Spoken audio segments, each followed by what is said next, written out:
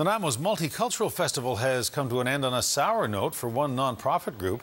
Organizers were packing up at the end when three men stepped up to volunteer to help.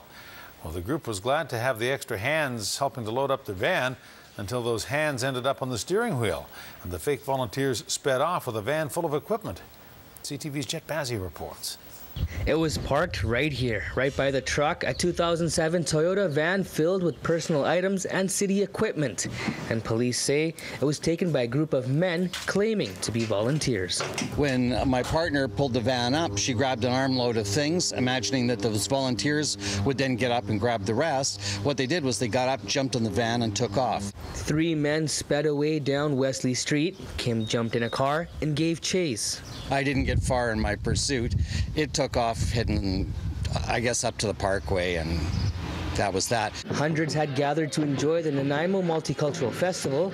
People were dancing, enjoying music, and having a fun time.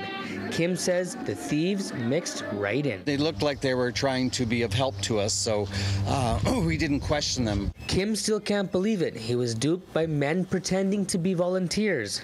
He was glad to see those extra hands help clean up. And you really honor volunteers, and that's why you don't question anybody too closely.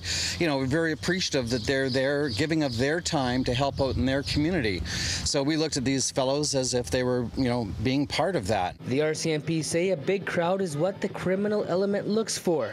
They want organizers to take extra precautions. It doesn't hurt to challenge them. You don't have to be aggressive, just assertive to acknowledge that you're in charge of that event, because sometimes people, like we saw on the weekend, will take advantage of what's happening and take items. Kim relies on volunteers like these guys to help put on the community events. They are the fuel that runs the festivals. For the next events, he's beefing up his security. Making sure that volunteers are pre-registered, making sure that volunteers are identifiable by a lanyard, a cap, or a t-shirt or something.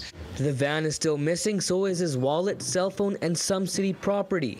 It's early in the festival season. Half a dozen more major events are in the works. He's warning other organizers to watch out. The volunteer bandits are still on the loose.